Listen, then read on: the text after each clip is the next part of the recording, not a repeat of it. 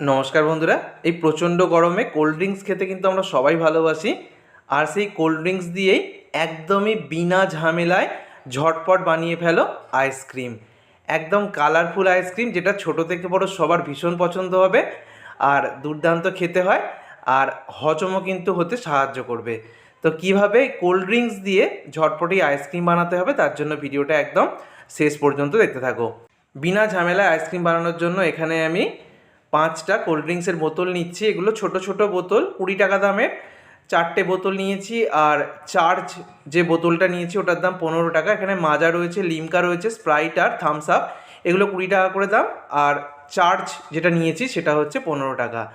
Ice cream বসানোর জন্য এরকম চা বা কফির যে কাপগুলো পাওয়া যায় খুব সহজেই, সেগুলো আমি নিয়ে নিয়েছি। এতে আইসক্রিম বসাতে খুব সুবিধা। এবার জাস্ট একটা একটা করে আমি বোতল থেকে বোতলের মুখটা খুলে আমি দুটো দুটো করে প্রত্যেকটা নিয়ে নেব। প্রত্যেকটা এখানে 5 রকম রয়েছে, দুটো দুটো করে মোট 10টা আইসক্রিম তৈরি করব। তো এক একটা বোতল থেকে 4টে থেকে 5টা আইসক্রিম তৈরি হবে। তো আমি সমস্ত বোতল থেকে কিন্তু অল্প অল্প করে এইভাবে দুটো দুটো করে আইসক্রিম তৈরি করছি, বাকিগুলো আমি ফ্রিজের মধ্যে রেখে দেবো। এই প্রচণ্ড গরমে কিন্তু আমরা কোল্ড ড্রিঙ্কসটা একটু বেশি পরিমাণে খেয়ে থাকি, সেটা খাবার হজম করার জন্যই হোক বা শরীরের তৃপ্তির জন্য। আর এই কোল্ড ড্রিঙ্কস যদি আইসক্রিম বানিয়ে খাওয়া যায় তাহলে কিন্তু ভীষণ ভালো লাগে। আর এই যে চার, সেটাও কিন্তু ঢেলে দিচ্ছি, দেখো এটা দেখতে খুব সুন্দর হয়।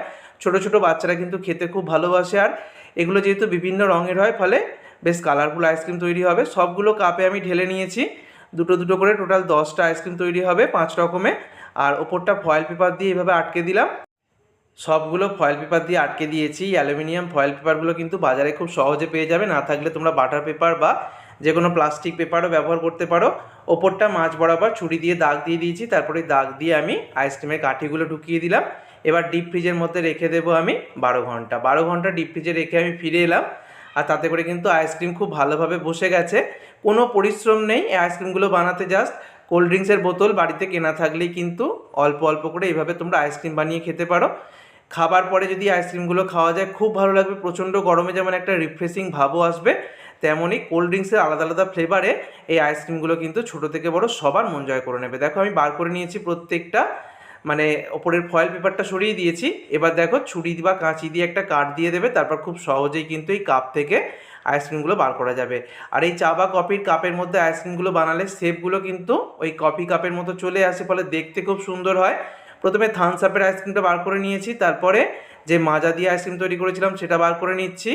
এবার লিমকা দিয়ে যে আইসক্রিমটা তৈরি করেছিলাম সেটাও বার করে নেবে। এভাবে একে একে সমস্ত আইসক্রিমগুলোকে বার করে নিচ্ছি। দেখো কত সুন্দর, কত সহজে তৈরি হয়ে গেল। প্রত্যেকটা আলাদা আলাদা ফ্লেভার, আর খুব ভালো লাগবে। যেরকমটা আমরা কোল্ড ড্রিঙ্কস খেয়ে থাকি তার আলাদা আলাদা ফ্লেভার কিন্তু আমি পেয়ে যাব। তো এইভাবে বন্ধুরা অবশ্যই ঝটপটে প্রচণ্ড গরমে তৃপ্তি পেতে আইসক্রিম তৈরি করো। বাড়ির ছোটো থেকে বড় প্রত্যেক সদস্যে কিন্তু এই আইসক্রিম মন জয় করে নেবে। তো আমি বলেও দেবো যে কোন আইসক্রিমটা খেতে আমার সবচেয়ে বেশি ভালো লেগেছে। একদম সামনে থেকে দেখিয়ে দিচ্ছি, দেখো কত সুন্দর হয়েছে। এবারে বলি, মাজা দিয়ে যে আইসক্রিমটা বানিয়েছিলাম সেটা খেতে সব থেকে বেশি আমার ভালো লেগেছে। তো তোমরা অবশ্যই বানিয়ে কমেন্ট করে জানিও। আর এটা হচ্ছে থামস আপ দিয়ে তৈরি করা আইসক্রিম, এটাও কিন্তু দুর্দান্ত খেতে হয় বন্ধুরা। আর এটা লিমকা দিয়ে, সাদা রঙের যে আইসক্রিমগুলো তৈরি হয়েছে লিমকা স্প্রাইট দিয়ে, এটা অ্যাভারেজ লেগেছে। আর লাল রঙের যে আইসক্রিমটা তৈরি হয়েছে এটা চার্চ থেকে, এটা ছোটো বাচ্চাদের কিন্তু ভীষণ ভালো লাগবে। অবশ্যই বন্ধুরা বাড়িতে তৈরি করো। ধন্যবাদ।